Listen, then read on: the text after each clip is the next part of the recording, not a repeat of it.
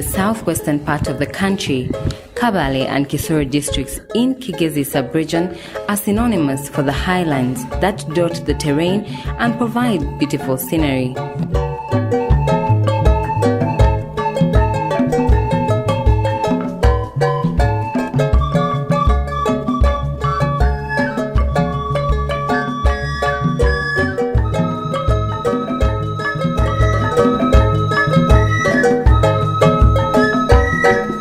Kabale and Kosoro are also known for growing Irish potatoes and produce over 60% of the national crop in Uganda, contributing to the over 800,000 metric tons supplied in the country annually.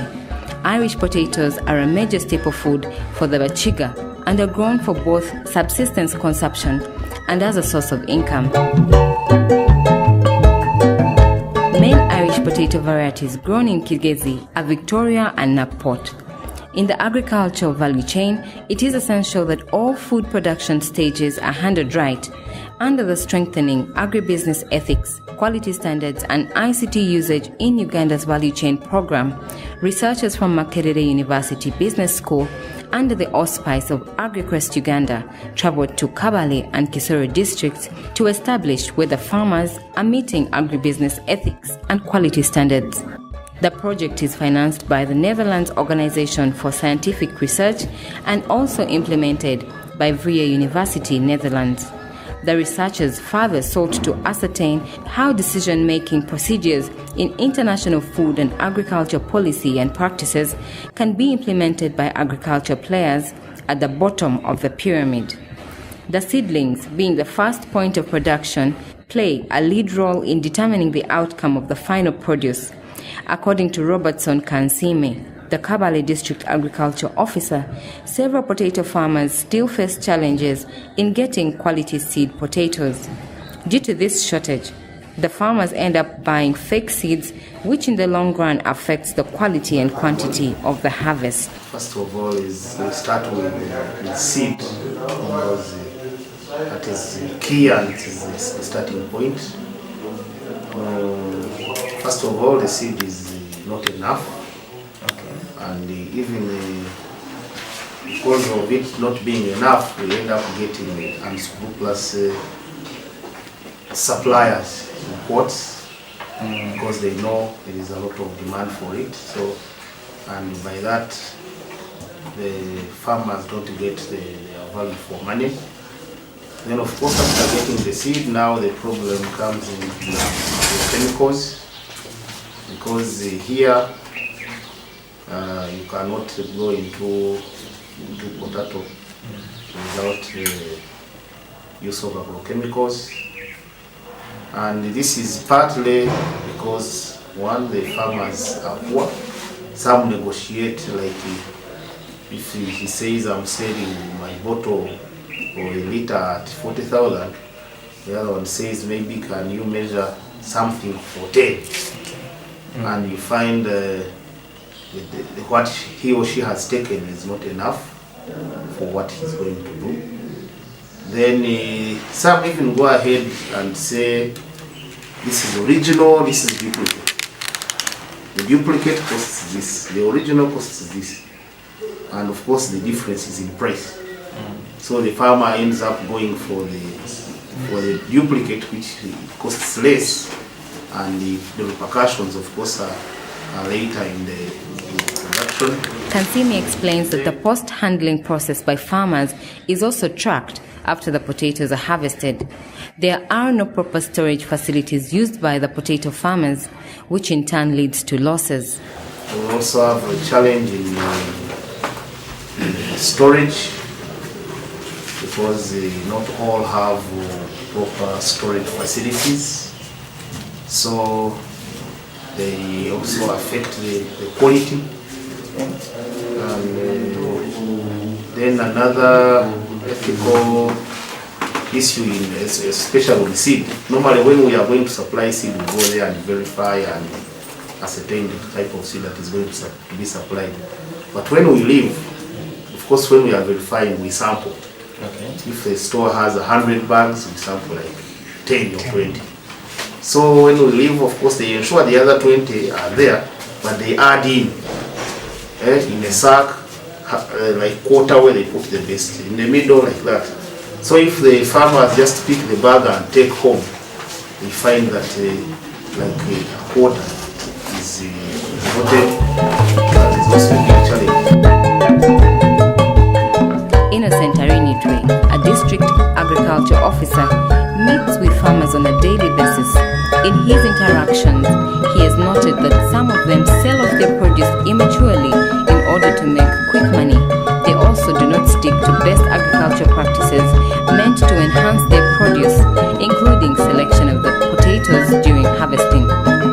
Most farmers sell their Irish potatoes even when they are not yet harvested, when they are still in the garden. And they find that in the long run, the farmers get cheated.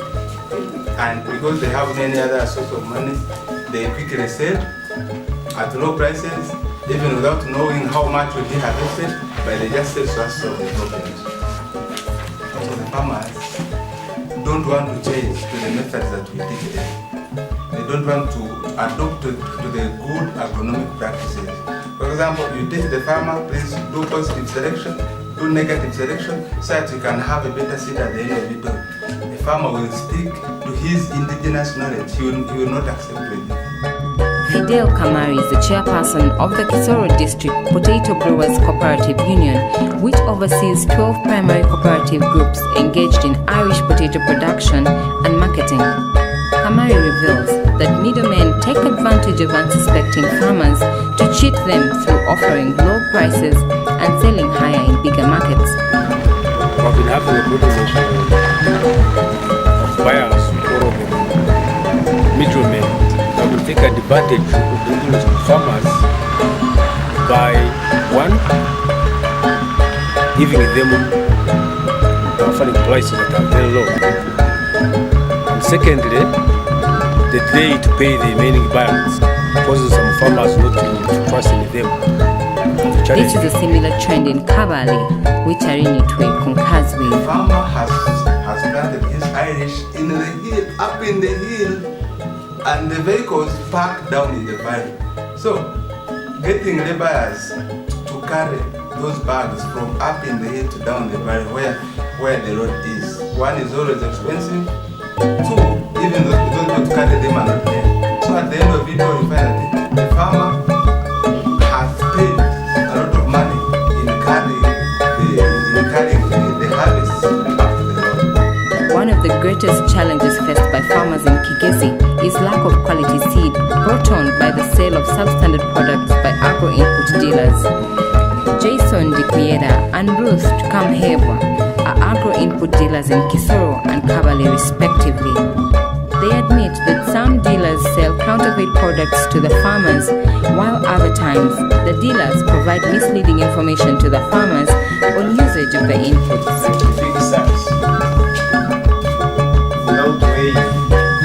For example, if a sack is having copper, you find the farmer is being cheated given like 80,000. We have many fake seeds mostly, and it's because they don't follow. Sometimes you find the person gets one day and start his or her own. He starts producing the seeds, and that one causes low quality. And it is happening. I think the government should enter in and help us on that. And the problem, they sell it cheaply. When you tell the customer that this is the good quality, he or she will not understand it because he may get other cheap products. But after there is an NGO called International Fertilizer Development Center, which came and intervened in that parish and trained the farmers, even formed groups. So in that parish, at least now each farmer knows that when I am going to sell, the buyer has to come with the weighing scale. So they sell kilos.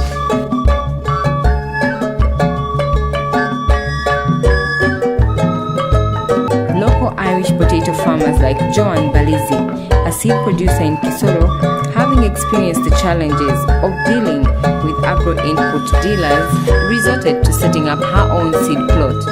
The technique, similar to a seed potato nursery, allows a farmer to produce large quantities of seed potato from a relatively small piece of land.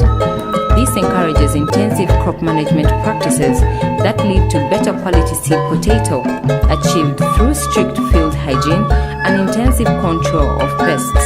When the researchers met her, Balizi explained that many farmers are still ignorant on seed production mechanisms.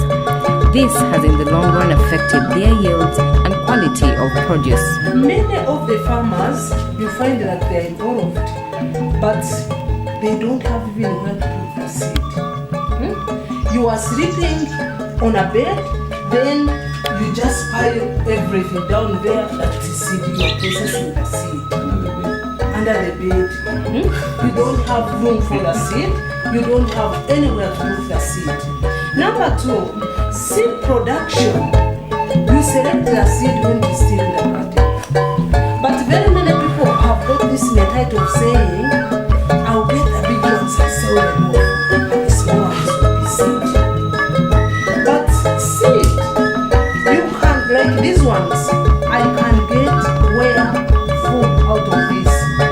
But basically, the biggest percentage is seed. Because if it is huge, you leave it and it becomes, you can use it for food. But the biggest percentage of this is seed. Because of Balizi has built a screen house where she grows the seed potato.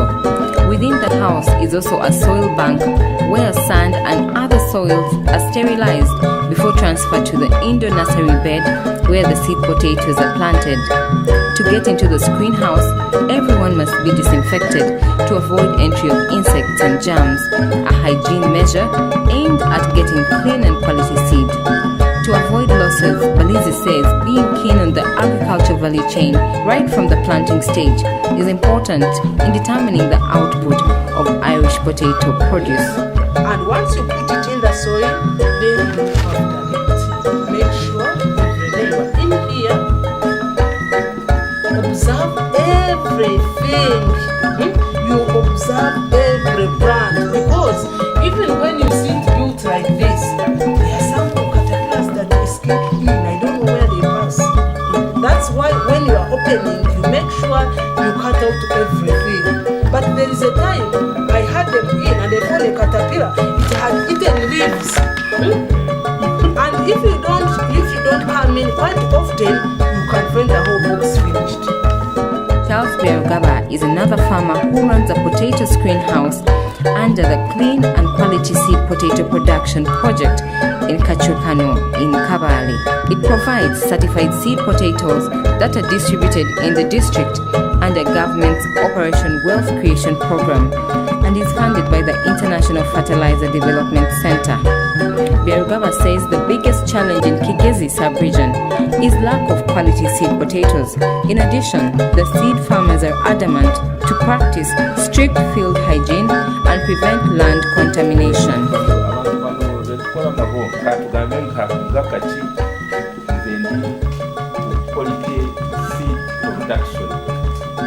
Ekigendererwa kyakolagana nalo kazadi kulabika nti abantu bafuna ensigo nyingi kubanga ensigo kati za bulabula naye geziva wano ng'azimikoliti omuntu n'agula azitwala n'aziteeka mu ndiro efu nga mulimu obulwadde ye naawe manya nti nange nfunye siidi nungi ye n'ateeka mu ndiro endwadde akati awo kiba kitusanyusa kubanga ye aba tafunyeemu. Ekirala abantu betukolegana nabo katugambye oba oyinza okuba ng'oteresa ennimiro nga wali omanyingo era bitebeere kirini kubanga tuba twagala tuproduce emukolitisi andi baleetanga cartons nebaziisa nga zimaze okutta mu nnimiro mbi nazo niziyitamu kati nizisigamu dose ya bacteria ate n'abalala bayitamu nga mu nnimiro ekizibu kye tulina ekirala olaba tulina kapuloti wali ettaka lyaffe tiriri wamu obeera wano katundu kati omuntu ayinza kuya nga avudde mu ndimiro eriye ng'amazzi erimu munda obulwadde n'alinnya n'omuggo ate ng'akimanyi so ebyo nabyo gyetusingana.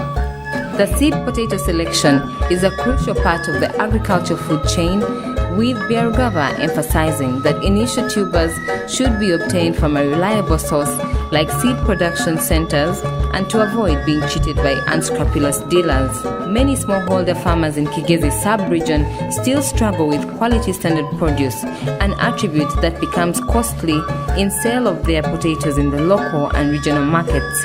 Kansime says Kabale district has now set strict standards to be followed by farmer groups on post-harvest handling. Those ones will put standards.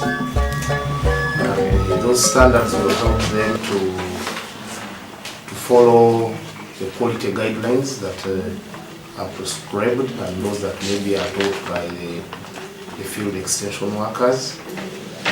And that will certainly have a multiplier in the long run, because if you have been selling from the garden but now you first harvest, then you do your weighing, you sort, it is a bit laborious, but at the end of the day I think the benefit outweighs. With several complaints from farmers pointing fingers at agro-input dealers for supply of counterfeit products, the Kosoro District Potato Growers Cooperative Union has advised its members to deal only with genuine dealers. Kamari says the Farmer Association now deals directly with registered dealers to reduce on the incidence of counterfeit. To weed out middlemen, the association also deals direct with buyers to avoid being cheated. So the best way to do is to deal with the registered input dealers who are selling genuine seed, genuine input like fertilizers and chemicals. If all parties can play their role effectively and rightly and genuinely, I think potato production business would be booming. But those are the challenges we are facing, but we are trying to get rid of those people and deal with the genuine ones. Even though some farmers are yet to adapt from traditional to modern methods of farming, the association has continuous trainings with them to ensure that they are at par with the best agricultural practices. Among the objectives, AgriQuest research team is to develop solutions through the use of technology to find quick solutions for farmers to access information on agricultural standards and ethical practices. Also, there should be an access point for the farmer and buyer. In Kabale and Kosoro, different organizations are equipping farmers with technological mechanisms using mobile phones to improve agricultural practices. The use of ICT has seen mobile applications such as Kakasa come up, where a farmer is able to send a question and an answer is given instantly on the genuineness of an agro input from a company. The program is implemented by the Uganda National Bureau of Standards (UNBS) that allows Kakasa customers to ensure that the seed or pesticide product is from an approved supplier, prevents buyers from purchasing fake or adulterated products, and prevents the reuse of packs filled with diluted contents. Jason Dikuyera, an agro-input dealer in Kosoro, is one of the beneficiaries.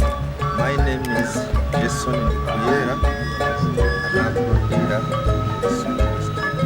Basically, I am an agro dealer, yes, but to a small extent also a farmer. Agro dealer selling agriculture-related products like seeds, agricultural seeds, yes, fungicides, pesticides, fertilizers, so Solomon Basaiza, the Kosoro District Agriculture Officer, says with all the challenges facing the farmers, the district has now embarked on a number of solutions to help improve their agricultural practices. There are many challenges ranging from lack of crop rotation, as we have mentioned, lack of control of water, runoff, soil erosion, and then not following basic agronomic practices. In our attempt to correct this, we have put those laws in place on soil and water conservation. We are also sensitizing our farmers to follow proper crop rotation sequence or practices. And then the other thing is the agronomic practices. We have our extension workers, 2 of them here. They'll be telling us what they are doing, but they are on the ground to help the farmers follow proper agronomic practices. Spraying regime, simple thing like spraying regime. You find farmers wasting money in the garden or not spraying appropriately, and diseases which can be controlled are therefore not controlled. And at the end of the day, we'll have less output than what we would otherwise have. Then you talked about agro-input dealers. I know you have talked to one of them. Yes. We have standards that we are trying to enforce. We called all of them. We have agreed with them on what is ethical and what is not. And we have given them a very long period of grace. But as you know, there will be a time when, of course, the long arm of the law will catch up with them. Because some of them sell expired goods, some of them sell fake goods, some of them adulterate some of these products. And we are going to have to close down some of them. Many of them are not registered. Actually, I think the biggest number, in fact, if not all, in our district, unfortunately, have not yet been registered. Some of them started the process, but they did not complete. They are registered with UNADA, but not registered with the Ministry of Agriculture, which is a requirement. And we thought that even if they try to get registered, many of them will fail to meet the standards. So we are trying to capacity build them. And that's why we have a bit of lenience, but very soon we shall catch up with them. Now, if you have those inputs, you have clean seed, you have properly prepared garden, and you have all these agronomic practices followed, then at the end of the day, you're going to have good production and good output. We are advocating for good storage practices. We shall be visiting a store which acts as a model for the farmers to follow. And we shall also look at a farmer who has adopted and has changed his store from an old ramshackled one to an improved store.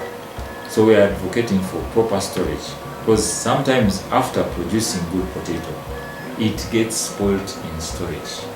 Badly stored potato ends up being bad for the plate. And eventually also, seed potato also, when it is stored badly, it will end up not being good for planting again. So we are going to have an example of of a good potato store, a good warehouse, and then we're also going a step further to have cold storage. Cold storage, where we have an ambient store. Has it already started? Yes, it has started. Is it nearby here? Yeah, we're going to visit it. Okay. In Nyarusiza, Mwanjari village, where we are advocating for people to be sensitive to the market and to tap the market properly, whereby you can store and keep the potatoes fresh. The question says ambient store. It is in Nyarusiza in Mwanjari village. It is actually the agriculture officer for that area, and we shall be leading us. Now, you keep the seed. You keep the potatoes fresh in storage until the market is suitable for sale. Because the practice has been for farmers to be so desperate that when traders come, they even buy the potatoes when they are still in the garden. Comes and he says, I'm giving you so much. He doesn't know what will come out of that garden, neither does the farmer. They just estimate, and the farmer may give away his potatoes at a given price because he's desperate and so on. The other thing which we are doing, which would help that, is organizing the farmers into cooperative societies. I'm sure you talked to the chairman of the union, told you how we have 12 period potato cooperative societies and which get into a union. So once they are strong and they are organized, they don't just bow down to these middlemen who are not even the actual traders. Some of them are middlemen. They come and buy and then sell to the actual traders.